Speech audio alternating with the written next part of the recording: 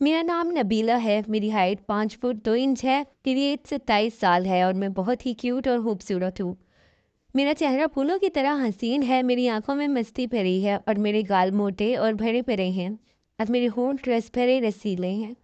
तो हुआ कुछ यूं था कि इस वक्त तकरीबन 16 साल की थी मैं, जब हमारे मैट्रिक के इम्तिहान होने वाले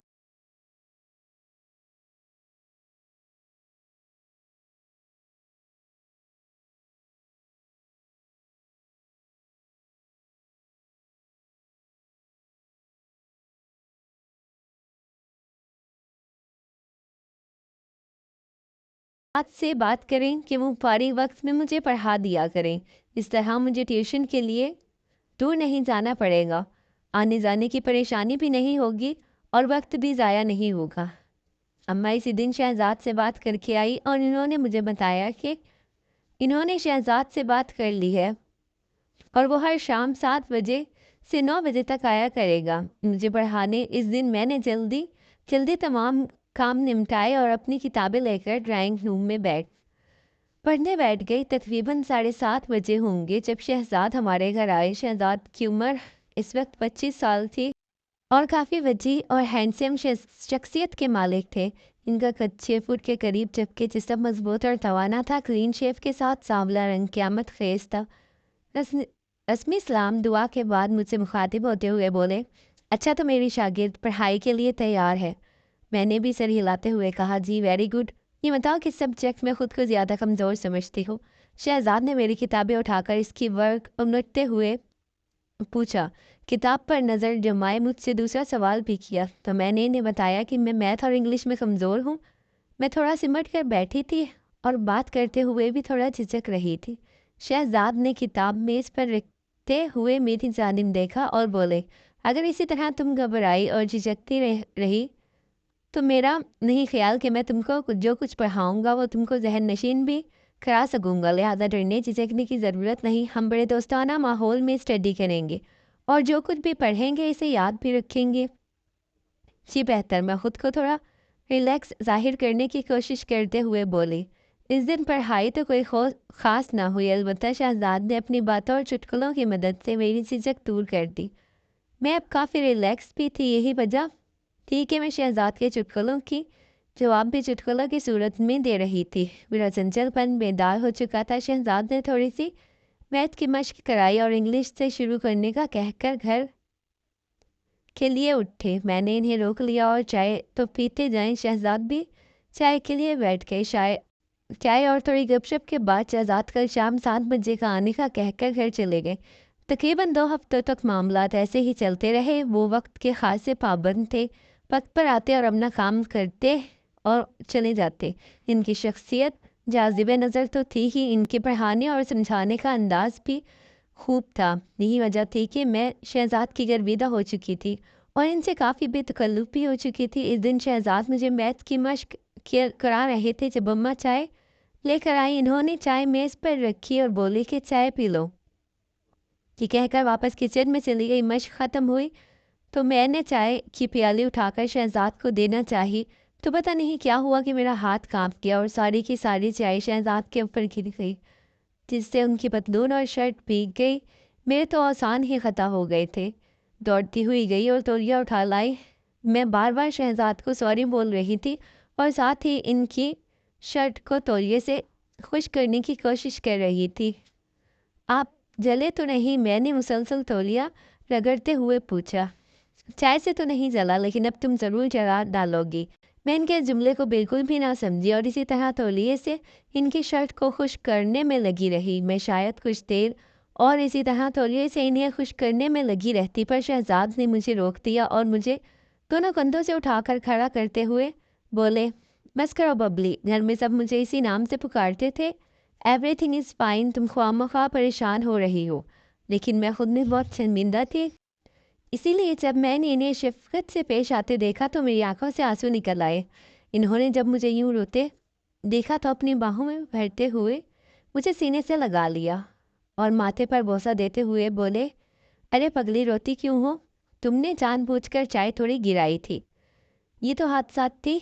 ऐसे हुआ। इनकी ढारस बांधने पर मुझे हौसला हुआ और मैंने आंसू पूछते हुए कहा, جانتی ہوں کہ حادثہ ہوا ہے، لیکن حادثات بھی تو کسی نہ کسی غلطی کا ہی نتیجہ ہوتے ہیں، اور اس حادثے کی غلطی کی میں ہی ذمہ دار ہوں۔ شہزاد بھی شاید ماحول کو خوشگوار بنانا چاہتے تھے، اسی لیے بولے، ببلی میں تمہیں اجازت دیتا ہوں کہ تم ایسے حادثات روز کیا کرو۔ وہ ہنس رہے تھے اور ان کے یہ معنی ہنسی میری سمجھ سے باہر تھی۔ میں بھی انہیں ہنستے دیکھ کر مسکرا دی۔ شہزاد نے کہا، چلو واپس وہیں سے شروع کرتے ہیں جہاں پر حادثہ ہوا تھا۔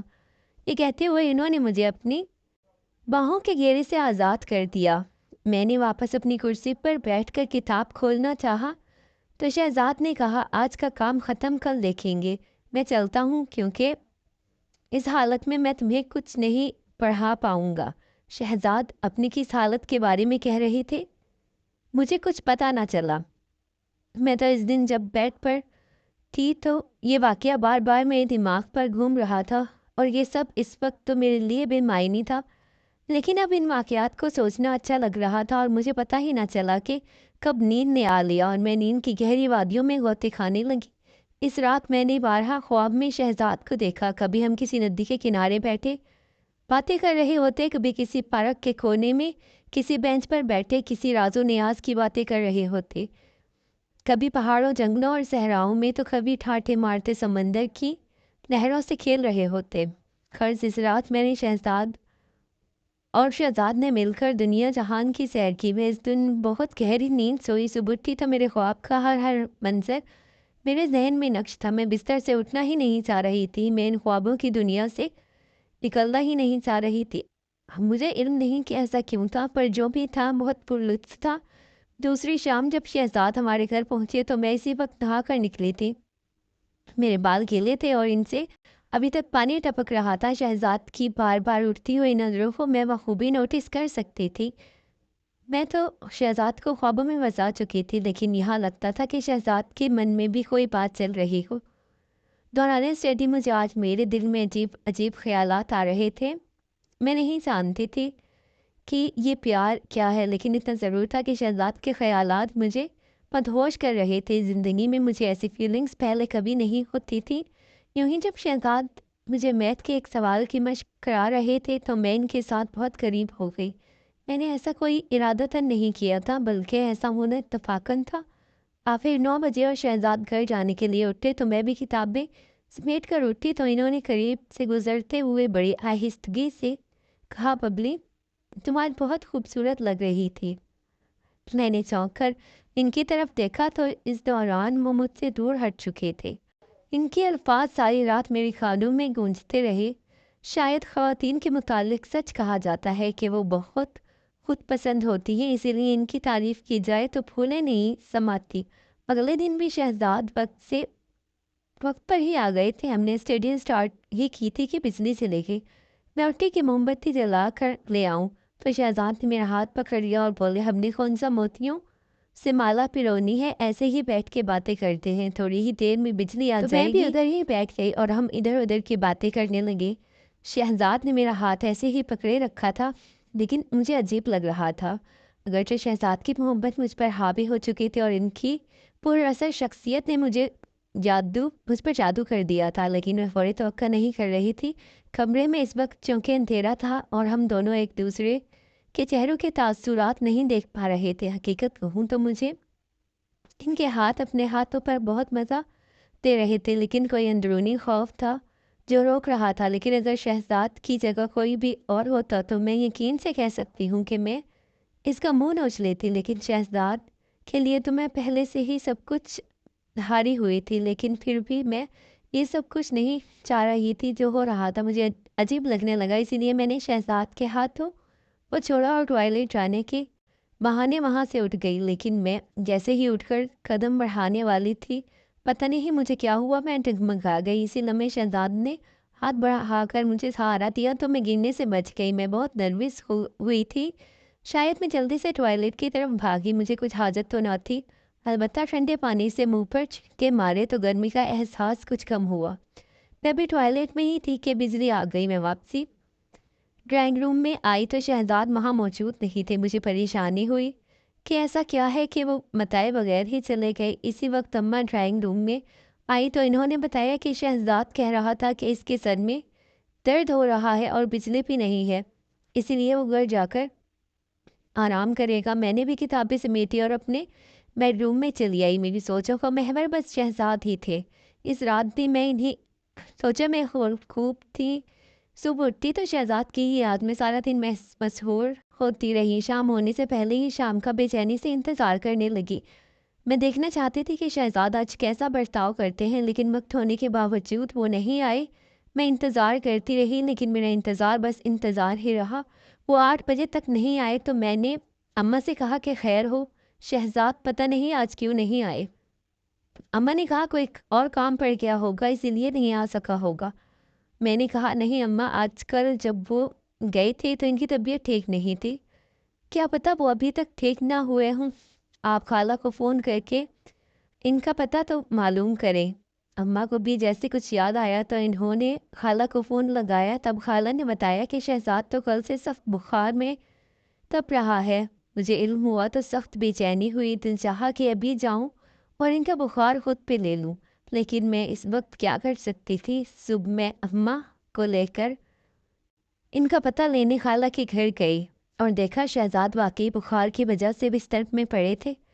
تھوڑی سی رسمی بات چیت کے بعد میں ادھر ہی بیٹھ گئی۔ خالہ اور اماں بھی ساتھ بیٹھی اپنی باتوں میں مصروف ہو گئی۔ شہزاد نے ایک بارگی ہماری طرف دیکھا، پھر انہوں نے اپنی آنکھیں موند لی۔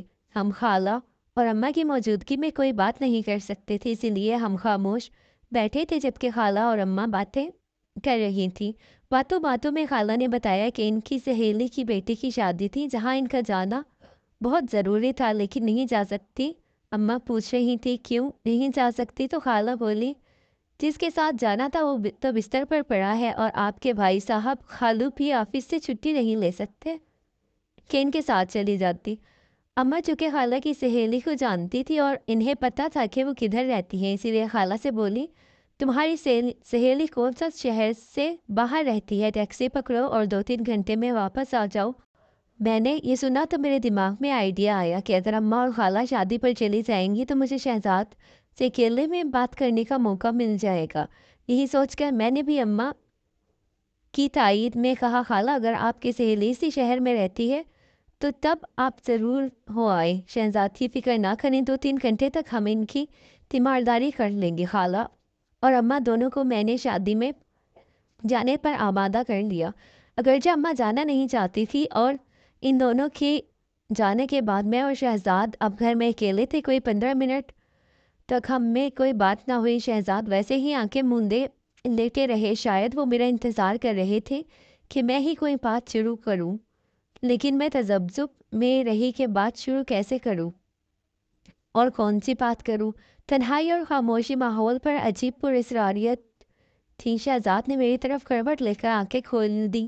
نبیلہ تم نے مجھے جلا ڈالا۔ ان کی آواز میری سماعت سے ٹکرائی، ان کی نظریں میرے چہرے پر گڑھی تھی۔ تم شاید سمجھ رہی ہوگی کہ میں بخار میں تپ رہا ہوں، لیکن ایسا نہیں ہے، یہ آگ جس میں جل رہا ہوں تمہاری ہی پیار میں لگی ہوئی ہے، دیکھو جل رہا ہوں نا۔ یہ کہتے ہوئے انہوں نے میرا ہاتھ اپنے ماتھے پہ لگایا۔